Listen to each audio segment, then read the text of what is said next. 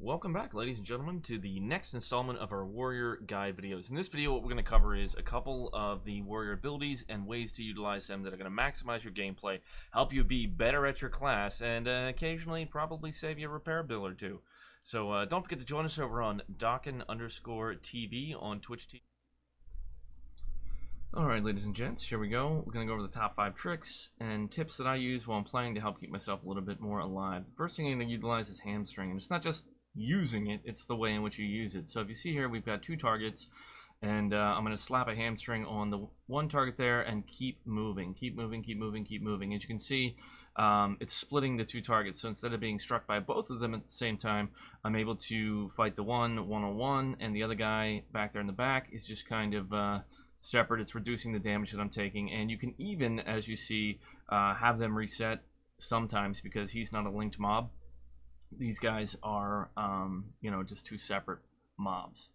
All right, we're going to grab another pair right here. As you can see, I pulled the first one. We're going to get the second mob. And now it's a similar situation, and you got 2-on-1. What we're going to do is we're going to go ahead and throw a hamstring out there and keep moving, keep moving, keep moving. Try and split them up a little bit. And this is, like I said, reducing the incoming damage on you, and or gives you an opportunity to maybe split targets or cause one to reset. Now you see I stopped here because I didn't want him to reset, just for demonstration purposes. Bam, hamstring was wearing off. We throw another hamstring on and we keep moving. What that does is keeps us engaged with that target, and it allows us to continue splitting them. So if you want to kill both of them without having one reset, you can use this method also. See there, he comes in and the pig is down. We got the next target, and we just go ahead and knock him out real quick and easy. And you can see a lot of these pulling 2 targets at a time. And, you know, as a warrior, a lot of times I don't like to fight multiple targets with my build because I'm prot. So this is something that I use. I mean, you can use it no matter what build you have. And or sometimes it's not always as advantageous if you're using sweeping strikes and that kind of deal. But, you know, if you want to split them up and have a little more survivability, this is one way you can do it. Now, we've got 2 targets here, and we're going to use Intimidating Shout this time around. And Intimidating Shout causes the primary target to cower in fear, and it sends additional targets off running. Now, I recommend using a stop attack macro here. You can see out of habit I stepped away just so I don't auto attack on accident, and we're going to get a solid bandage off right there, giving us an opportunity to heal ourselves up in the middle of combat. Now, this is, again, something you might not utilize, you know, in a situation where your health's like that and you're fighting targets that are a bit lower than you and so on. But the fact is that it works on higher targets. It can work on a single target, where if you use that Intimidating Shout stop attack macro, it'll set you up to, you know, be able to get a bandage off in between attacks. And there you have it. Just finish him up. All right, next up, we're going to be looking at stopping casters. There's a variety of ways that warriors can do this. First off, you'll notice I start out here throwing a shield bash on the first attack, and that's because it's got the shortest cooldown timer. And we're going to go ahead and keep, you know, making sure we have a little bit of rage pulled up, and you know, attacking our target. And next up, as a prod warrior, we're going to use Concussion Blow. We have that. Alternately, you can use Intimidating Shout, which you'll see me use a little bit later on in the sequence. But there's Shield Bash again because it's backup. But, you know, not everybody has Concussion Blow. And if you are a DPS, you might kill a little bit faster, not need all these interrupts and whatnot. But you have Spell Reflect, which you can use a Shield Equip macro if you need to. And after that, you're going to go ahead and throw an Intercept in there, because Intercept does have its stun effect on it. Just a very, very, very nominal. And there's that Intimidating Shot I was talking about. So if you watch, what that does is it gives you an opportunity to interrupt all of the attacks or mitigate all the attacks coming from a target. So, you know, they don't have to be used in that order. It's just an order that worked out for me in that sequence based on what was being cast and making sure we maximize the ability to stop the incoming damage. So make sure you're utilizing all of those tools, not just bash and pummel. There's a lot more you can do. Next up,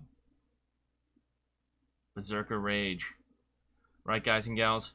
Berserker Rage, everybody knows, stance dancing. It's to mitigate fear attacks, a lot of times from dragons or certain other animals, dogs, hounds, whatever they want to call them, will do fears, and you can use that to mitigate those fears. But in addition to that, people don't always remember to read the rest of the tooltip. It will increase the rage generated by incoming damage while you're using it. So this is something that you can also weave in to your attack sequences, where you just kind of pop it in, putting up Berserker Page, and it allows you to, you know, utilize more of your abilities, attacks, skills, and those types of things. Yellow attacks, you know, and more range is never a bad thing, right? As warriors, we all know you can never have too much. And there we have it. Just go ahead and finish these guys up real quick.